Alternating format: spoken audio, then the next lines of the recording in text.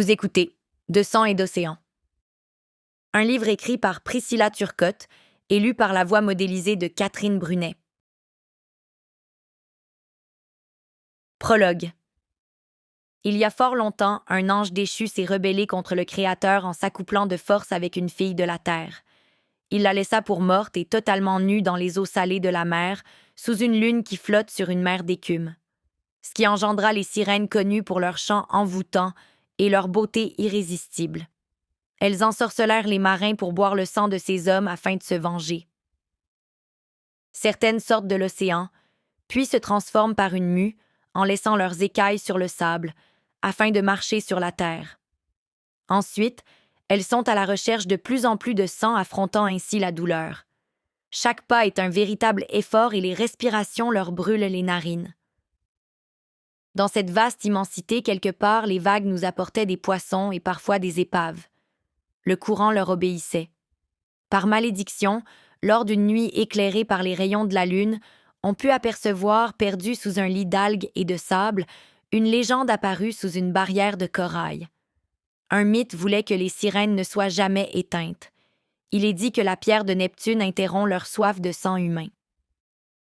Pendant plusieurs années, elles ont dû cesser de se montrer et tenter de se faire oublier. Sont-elles de retour? Ne sont-elles jamais parties? Quelqu'un d'attendu réveillera ce mythe.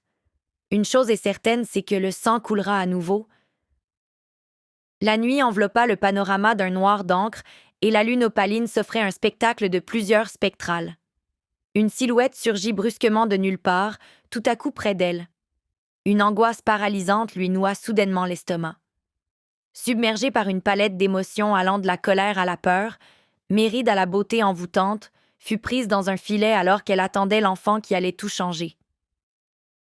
Elle se mit à chanter tellement fort qu'un banc de sirènes en colère et affamées la rejoint en obligeant ces êtres à se dévoiler. Le sang coula et ces hardis vampiriques en ont profité pour se rassasier. L'équipage fut tué, laissant entrailles et morceaux de chair sur le pont du bateau. Méride, blessée, se faufila aux abords d'une profonde crevasse circulaire qui se déversait dans un bassin naturel. La lune était pleine et brillait dans l'immensité du ciel complètement noir obscur. Méride chanta une mélodie ensorcelante avant de mourir en donnant naissance à son enfant dans ce bassin d'émeraude. Ses paroles sont « La mer est murmure, la mer aime les secrets, qu'elle souffle en chuchotant au creux de nos âmes. Elle verse ses vagues profondes avec l'écume au pied des rochers. Elle berce avec grâce l'écho aux mille flots. Elle nous offre ses tendres baisers lorsqu'elle nous caresse de toutes ses arabesques. La mer fait simplement partie de nous. Elle est notre héritage. » Un phonème lunaire rare et magique se produisit au même moment. Une lumière bleutée près d'un rocher pourpre en quartier de lune projetait dans le ciel le reflet de la mer. Depuis ce temps, on n'entendit plus parler de ces créatures mythiques jusqu'au jour. Chapitre 1. Santé. Tout tremble sur son corps. Pourtant, Zara n'a aucune fièvre, aucun rhume, aucune réaction allergique. Malgré la médecine avancée à cette époque, personne ne sait de quoi elle souffre. Tout le monde fronce les sourcils d'incompréhension face à ses symptômes. Elle a d'horribles frissons de la racine des cheveux jusqu'aux doigts. Elle a sans cesse l'impression d'être sur un bateau en pleine tempête et de ne pas savoir naviguer et bien sûr sans aucun équipage. Que faire? Si elle fait un arrêt cardio-respiratoire, comment l'expliquerons-nous? D'où viennent les nausées, le mal aux poumons et ces épuisements soudains? D'un coup, de la sueur mouille ses cheveux, ainsi que la pâleur de sa peau est remplacée par une rougeur subite. De même qu'il peut y avoir quelques bruits agressifs à ses oreilles, comme des acouphènes. Ça part et ça revient. Zara a 30 ans. Elle décrit que parfois elle est incapable de respirer comme une noyée cherchant son souffle dans l'eau. Plusieurs analyses de sang, d'urine, de sels et de sueur. Rien. La spirométrie, test pour la fonction pulmonaire pouvant diagnostiquer l'asthme ou autre maladie pulmonaire obstructive chronique, s'est avéré négatif aussi. Ce n'est que depuis quelques mois que tous ces symptômes sont apparus. « J'en ai marre de tous ces hôpitaux !» s'exclame la jeune femme à son futur époux.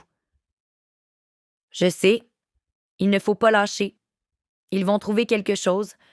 On se marie bientôt. Ça va te changer les idées. Oui, pendant le temps que je perds ici, je ne suis pas en train d'organiser notre mariage. Tout à coup que je ne me rends pas et que je meurs? Voyons, ne pense pas à ça. Tu vas aller mieux, j'en suis sûre.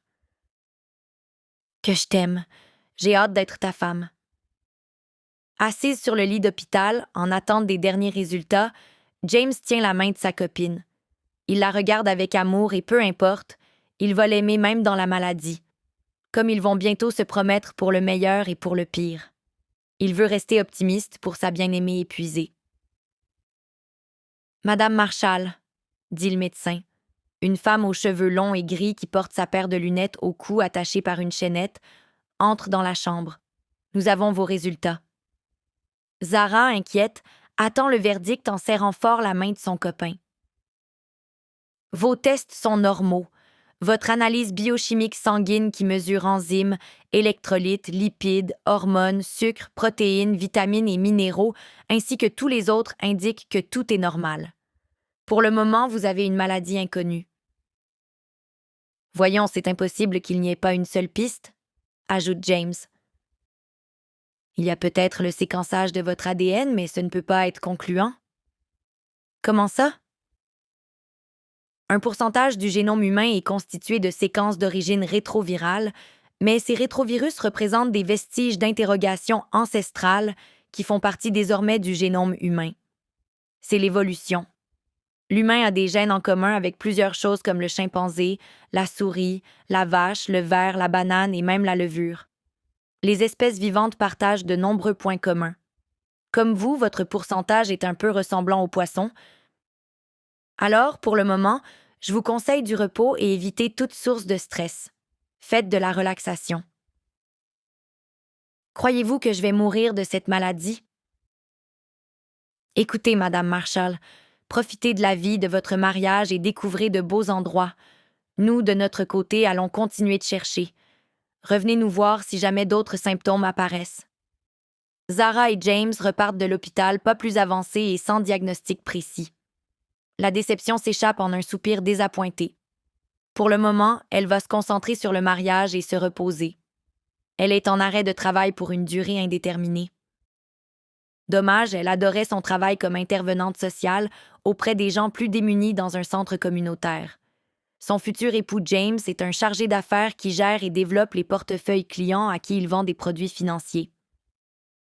Après avoir eu une longue nuit de sommeil profond sans être perturbée par ses symptômes et rêves, Zara s'éveille par l'odeur des toasts qui flottent dans l'air. La table est mise pour le petit déjeuner. Au centre, il y avait un gros bouquet d'un assortiment de différentes fleurs avec des couleurs magnifiques. Il y avait de tout, une tasse de café fumante, fruits et œufs cuits durs. Wow! Qu'est-ce que l'on souligne? J'avais le goût de te faire plaisir et de prendre soin de ma future femme. Comme tu es attentionné, mon amour. Je suis chanceuse que nous nous sommes rencontrés. Reconnaissante envers la vie d'avoir trouvé le plus charmant des hommes. Tout ce qu'elle espère, c'est que cette lune de miel dure très, très longtemps, car il n'est pas rare qu'après le mariage, un des deux se transforme, révélant ainsi sa vraie nature. Chapitre 2. Mariage. Perdue dans ses pensées, elle sursaute en apercevant une femme floue mystérieuse qui l'observe quelques secondes. Cette belle femme la décortique du regard l'observant sous les moindres coutures. Le cœur de Zara commence à s'emballer. Son regard bleu est planté dans le sien. Une chaleur l'envahit comme une brise chaude d'été. Quelque chose remue en elle. Cette chaleur lui fait sentir comme quand une mère enveloppe son amour pour son enfant. Zara se tient devant l'autel vêtue d'une robe blanche quand soudain un courant d'air glacé la balaie. Des larmes se mirent à couler sur ses joues, qui dévirent brûlantes. Dans un clignement de paupières, il y a du sang partout sur les mains et sa robe blanche. Elle ressent l'étreinte de la mort partout sur elle. Une vague odeur saline lui pique le nez. Elle eut l'impression que sa bile acide lui brûle l'œsophage et elle se plia en deux en toussant. Elle sentit au fond de son ventre une main qui lui fouillait les entrailles, puis une douleur irradie de ses jambes. Quel supplice! Zara s'éveille brusquement, touchant sa gorge et son ventre, et se met à battre frénétiquement des jambes et des poings martelant ce pauvre matelas. À bout de souffle, elle lâche ses muscles et cache son visage dans l'oreiller qu'elle mord pour évacuer ce mauvais rêve. Ce n'est qu'un mauvais rêve. Aujourd'hui sera le plus beau jour de ma vie car rien ne pourra venir perturber cette merveilleuse journée. Les cloches sonnent dans la belle chapelle surmontée d'un unique clocher et d'une croix. Le cœur de Zara tambourine dans sa poitrine, alors que la foule silencieuse l'observe marcher dans l'allée, se rendant auprès de son merveilleux James. Comme il est beau dans son habit gris avec sa carrure, ses yeux noisettes, ses cheveux courts bruns et sa barbe de quelques jours bien dessinée, pense Zara. Cela lui rappelle le matin nuageux où elle l'a rencontré. Ce jour-là, elle a souvert le robinet d'eau chaude de la salle de bain et s'est observée dans la glace. Elle remarqua que son visage était fatigué. La nuit a été mouvementée, car elle et des copines ont fêté l'anniversaire d'une collègue la veille. Ce n'est pas son genre de charmer les hommes. Comme elle avait très envie d'un latte, elle se prépara pour se rendre au petit café du coin. Elle coiffa ses cheveux noirs d'une tresse sur le côté et se débarbouilla le visage. Ensuite, elle mit un jeans et un t-shirt. D'un pas rapide, elle entra au café, mais remarqua la grande file d'attente. En soupirant, elle se pencha pour attacher le lacet de son soulier. Quand elle se redressa, elle donna un coup de tête à l'homme devant elle. Quand il se retourna, elle trébucha en frappant un autre client avec un café dans les mains qui se renversa sur elle. Ce fut le début de leur histoire. Qui aurait cru qu'un café chaud pouvait créer le coup de foudre? Je vous déclare mari et femme. Les nouveaux mariés quittent l'église en ce jour heureux et rempli d'amour. Ils rejoignent les invités pour la soirée. La longue robe reflète l'esprit bohème chic. Elle possède de sublimes manches, un col bateau et un joli décollé en cœur. Cette robe ornée de dentelles et de petites perles possède également plusieurs couches de tulle, agrémentées de dentelles très raffinées.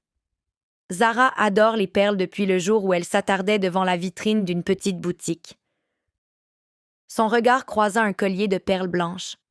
En le fixant attentivement, elle eut l'impression d'être transportée dans un autre monde pendant quelques minutes et en même temps, elle ressentit une vibration dans tout son corps. Lorsqu'elle entra pour l'admirer de plus près, le charmant vendeur au crâne dégarni lui indiqua que les perles étaient spéciales. Elle se souvient exactement de ces mots. Les perles sont le symbole de la beauté parfaite et pure, de l'amour en plénitude, de l'innocence, de l'humilité et du sens de la gratitude ou de la reconnaissance. Ce n'est pas tout le monde qui est attiré par les perles. Celles-ci choisissent leur propriétaire comme un appel très puissant. La salle est bien décorée pour l'événement. Les chaises sont tapissées de couvertes et de dorures. Les invités sont tous bien vêtus de longues robes aux couleurs chatoyantes, de dentelles et de beaux costumes accompagnés de cravates. C'est difficile pour Zara de rester positive et de profiter du moment présent, car elle ne sait pas ce que demain lui réserve avec sa maladie inconnue. Mais quand elle regarde dans les yeux de James, elle y trouve du courage et de l'amour. La jeune femme sait qu'il se sent impuissant, mais il fait tout pour qu'elle se sente en confiance. Malgré tout, profitons de cette soirée festive, la célébration de l'amour. James tend une coupe de champagne à la mariée en la regardant droit dans les yeux. À nous. Émotive, elle sourit.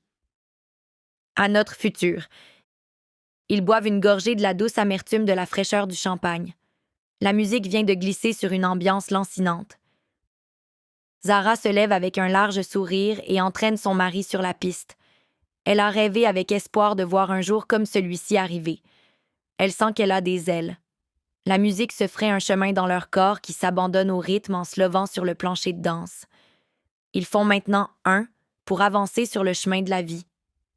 Zara resplendit de bonheur. Elle est parfaitement heureuse de cette journée réussie. Quand vint le jour J, les personnes ont tendance à se remémorer leur vie. Pour Zara, elle n'a pas de souvenir de son enfance et de ses parents biologiques. Elle a un énorme trou de mémoire. La seule chose dont elle se souvient, c'est de sa dernière famille d'accueil. Elle ne sait pas si ses parents sont morts et où elle a été abandonnée. Elle ne sait pas d'où elle vient. En feuilletant son album photo, elle a tenté de puiser des souvenirs, mais il n'y avait pas de photo d'elle très jeune. Quelques-unes avaient été prises plus tard. Elle se demandait aussi quand sa santé avait commencé à être affectée. Elle n'en avait pas la réponse. Peut-être que ça s'installait à l'intérieur d'elle au fil du temps. James prend la mariée dans ses bras comme dans les films pour franchir la porte de la chambre d'hôtel décorée d'un mélange ancien et moderne.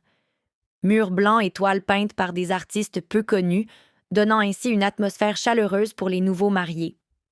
Zara, un peu ivre, à cause des nombreuses coupes de champagne, ne cesse de rire. Il la fait tournoyer.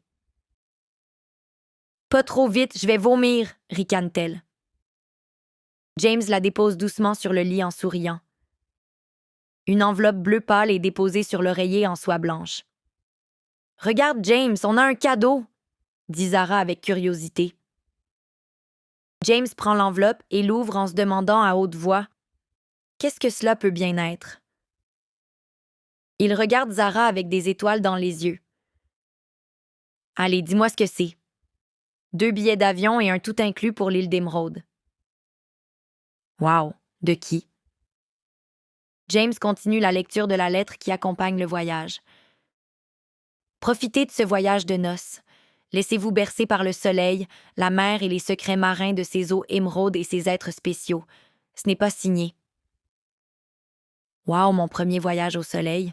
On se fout de qui nous l'a offert. C'est génial. Ta santé?